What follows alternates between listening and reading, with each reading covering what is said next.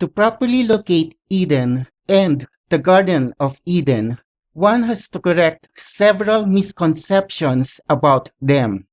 And in this video, I will be discussing the most serious misconception of them all. Many people believe the garden is located inside Eden itself and on its east side, when in fact, the garden is located only towards east of Eden, but outside of it. Genesis talked about a river that went out of Eden. Genesis chapter 2 verse 10.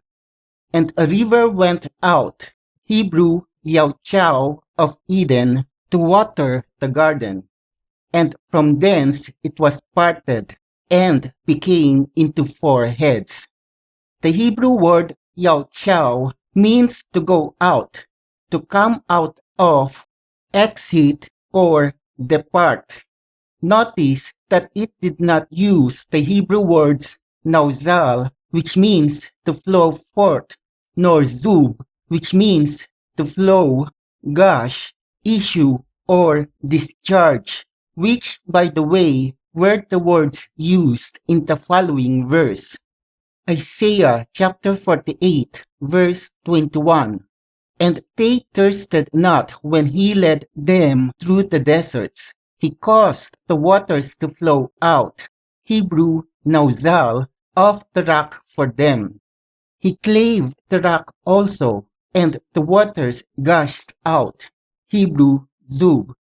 Thus, while the river from Eden may have gushed out, Hebrew zub, and flowed out, Hebrew nauzal, from Eden, it also went out, Hebrew Yauchau of Eden. And only after exiting Eden did this river water the garden. Genesis also tells us that from thence it was parted and became into 4 heads. So where was this river from Eden parted and became into 4 heads? Genesis chapter 2 verse 10 mentioned only 2 places where this could have happened, namely either Eden or the garden. So did the river part into 4 heads from Eden or from the garden? Genesis already told us that only a single river went out of Eden and not 4. And this means the single river coming from Eden that entered the garden branched out into 4 riverheads after exiting the garden. I already made 4 videos about the Garden of Eden and the 4 rivers that flowed out of it. These videos are titled, The Garden of Eden was in the Black Sea, Biblical and Geological Proofs Provided, Gihon and Pison Rivers, and Havilah, the Land of Gold, Located, The Garden of Eden, the Book of Enoch, and the Tree of Knowledge of Good and Evil, and finally, the Hiddekel River of the Garden of Eden. Was it the Tigris River? In these videos, I showed how the Black Sea is where the Garden of Eden was located before it sank, and how 4 Black Sea submarine canyons were the actual sources of the 4 rivers that came out of the garden. And these submarine canyons are the Bosporus Submarine Canyon, which was the original source of the Gihon River, the Kisilermak Submarine Canyon, which was the original source of the Euphrates River, the Chirok Submarine Canyon, which was the original source of the Hiddekel River, also known as the Tigris, and the Nguri Submarine Canyon, which was the original source of the Pison River. Now, a submarine canyon is a steep-sided valley cut into the seabed of the continental slope having nearly vertical walls. Just as above sea level canyons serve as channels for the flow of water across land, Submarine canyons serve as channels for the flow of turbidity currents across the seafloor, and an early and obvious theory of their formation was that the submarine canyons present today were carved during glacial times, when sea level was about 125 meters below present sea level, and that these submarine canyons used to be rivers flowing to the edge of the continental shelf. In this video, I will now reveal to you the identity of the river that went out of Eden and watered the garden in the Black Sea before splitting up into the four rivers named Gihon, Euphrates, Hiddekel, and Pison. Now, while parts of this main river are still visible and above sea level, there are, however, parts of it that have sunk under the sea, while others have dried up, leaving behind only a visible depression on the ground. Also, some parts of this main river from Eden that are still visible and above sea level have reversed the direction of their flow, and according to the scientists, rivers changing direction is relatively common and is usually caused by tectonic forces, landslides, or erosion. Almost half of this main river from Eden once connected the Black Sea in the east with the North Sea in the west by crossing over southeastern, central, and western Europe. And this river portion was the famous Danube or Donau River, the second longest river in Europe that was once connected to the Rhine-Main River.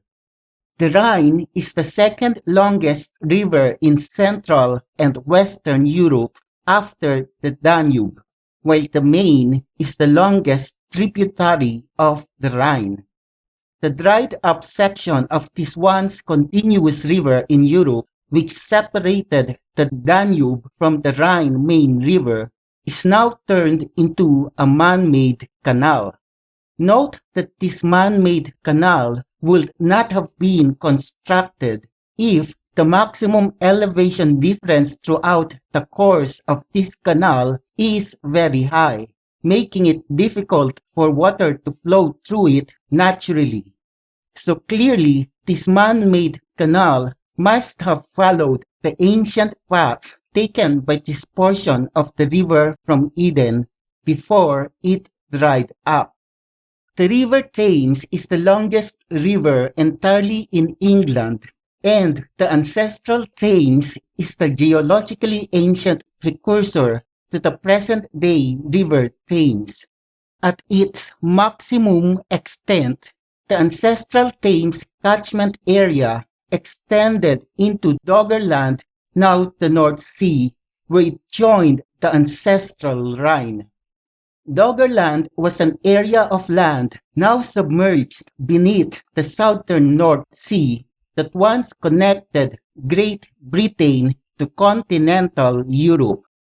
And when they were still connected, and also since the ancestral Thames flowed eastward, it pushed the ancestral Rhine to flow eastward as well, towards the Danube River and eventually towards the Black Sea, whereas now the Rhine River flows westward.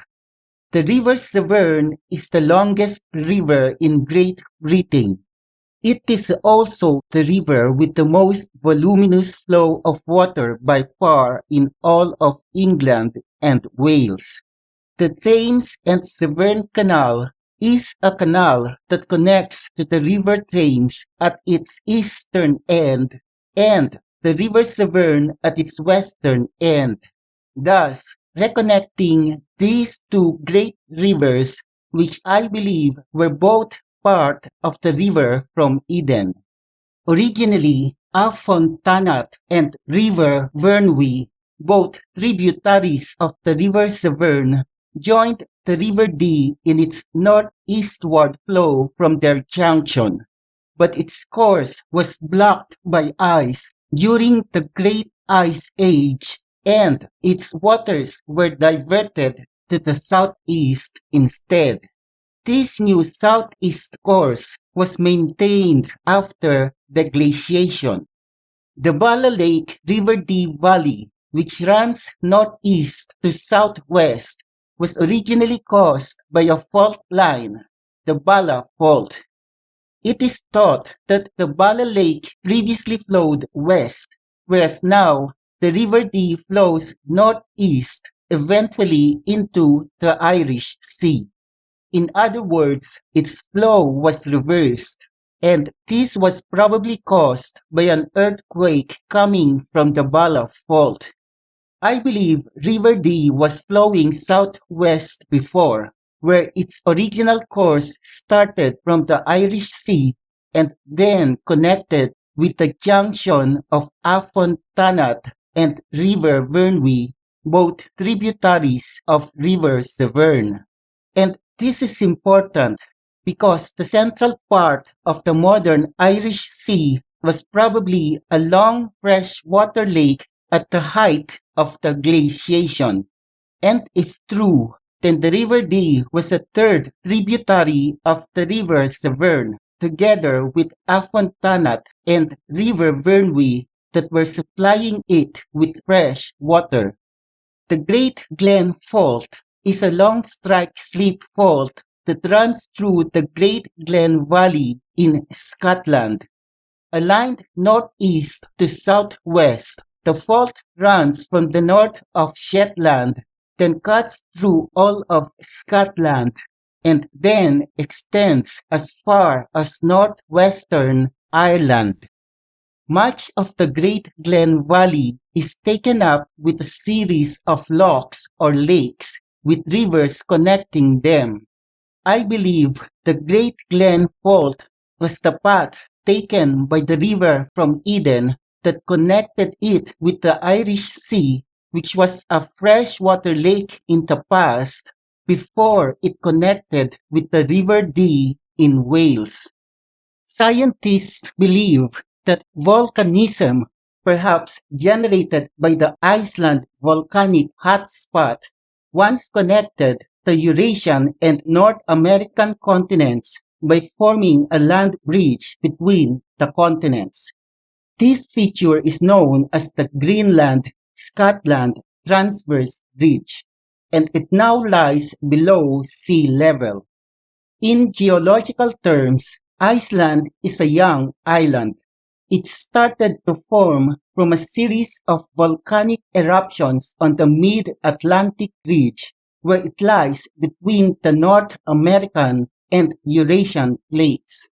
The volcanic activity is attributed to a hotspot, the Iceland hotspot, which in turn lies over a mantle plume, the Iceland plume, an anomalously hot rock in the Earth's mantle, which is likely to be partly responsible for the island's creation and continued existence. I believe Iceland was Eden, which God created for the purpose of connecting the North American continent with the Eurasian continent, so that both humans and animals could freely roam the entire earth and fill it. Thus, God created Eden in preparation for Adam and Eve, whose descendants God wanted to roam and fill the entire earth. Hiddekel is an ice-covered volcano in southeast Iceland and is its largest active volcano, which also has its highest peak at 2,110 meters or 6,920 feet. Near this volcano is located Morsarfos, the highest waterfall in Iceland with at least 240 meters in total height. Morsarfos became visible only in 2007 when an outlet glacier started melting. It is quite possible that the river or a waterfall is yet hidden and undiscovered in the ice-covered largest active volcano in Iceland? And if so, then this might as well be the river from Eden that watered the garden. This is especially true if you make a straight line starting from north of Shetland, where the northern tip of the Great Glen Fault is located, and continuing this line on the Faroe Islands, and then extending it until the line reaches Iceland. You will be amazed to see that this line points to the peak of Euphrates. And this river, I believe, was able to flow through this line by means of the land bridge created by the Greenland-Scotland Transverse Bridge. Now, the first city ever built, according to the Bible, was located east of Eden in the land of Nod. Genesis chapter 4, verses 16 to 17. So Cain went out from the Lord's presence and lived in the land of Nod, east of Eden. Cain made love to his wife, and she became pregnant and gave birth to Enoch. Cain was then building a city, and he named it after his son Enoch. I believe the city east of Eden, which Cain built, was Atlantis. Plato asserted that the Egyptians described Atlantis as an island in an oblong shape in the south, extending in one direction 3,000 stadia, about 555 kilometers, but across the center inland, it was 2,000 stadia, about 370 kilometers.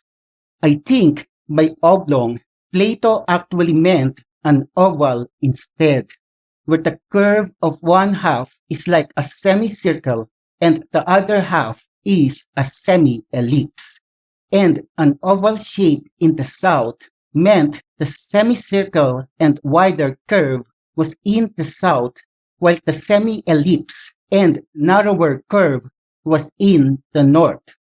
Thus, the diameter of the semicircle curve in the south was about 370 kilometers wide, while the total length of the island was about 555 kilometers long. The Gihon Mayen microcontinent is a fragment of continental crust lying northeast of Iceland, or east of Eden. It extends about 500 kilometers southwards from the Gihon Mayen fracture zone. It is up to 160 kilometers wide.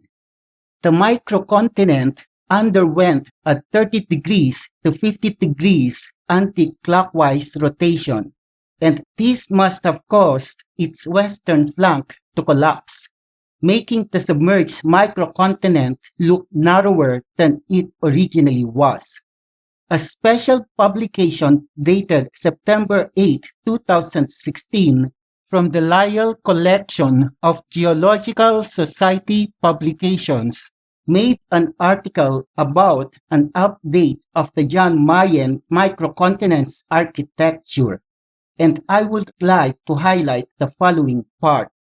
The extension of the southern half of the Gihon Mayen microcontinent has been quantified from the original 40 to 100 kilometers width up to a width of 310 kilometers during the early Eocene. Thus, the current dimensions of the Gihon Mayen microcontinent stands at about 500 kilometers long and about 310 kilometers wide. Now compare these to Atlantis dimensions according to Plato that stands at about 555 kilometers long and about 370 kilometers wide.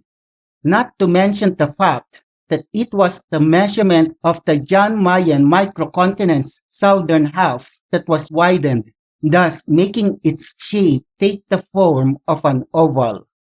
Take note also that Wikipedia used the Ptolemaic conversion of 185 meters per stadium to convert 3,000 stadia to 555 kilometers and 2,000 stadia to 370 kilometers.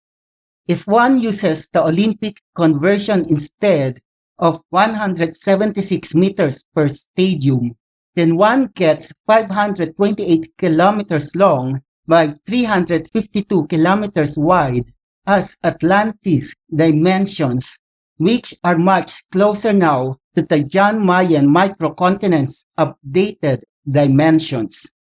Now, Plato introduced Atlantis in Timaeus the following way. For in front of the mouth, which you Greeks call, as you say, the pillars of Heracles, there lay an island which was larger than Libya and Asia together. For all that we have here, lying within the mouth of which we speak, is evidently a haven having a narrow entrance, but that yonder is a real ocean, and the land surrounding it may most rightly be called in the fullest and truest sense a continent.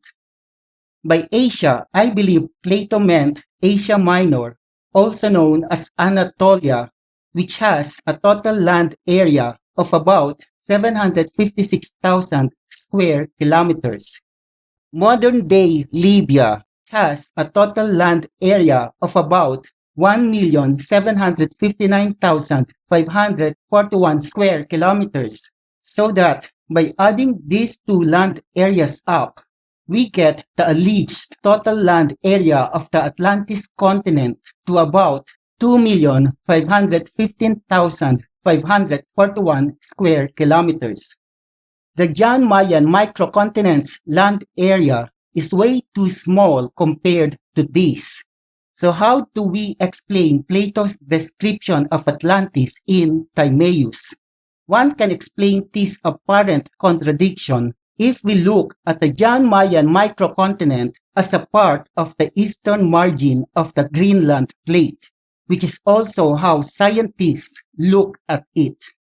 And if you still recall, there was a land bridge that once connected Greenland, Iceland, the Faroe Islands, and Shetland of Scotland through the Greenland-Scotland transverse ridge, which I discussed a while ago. And I believe this land bridge also connected the John Mayen microcontinent with Greenland.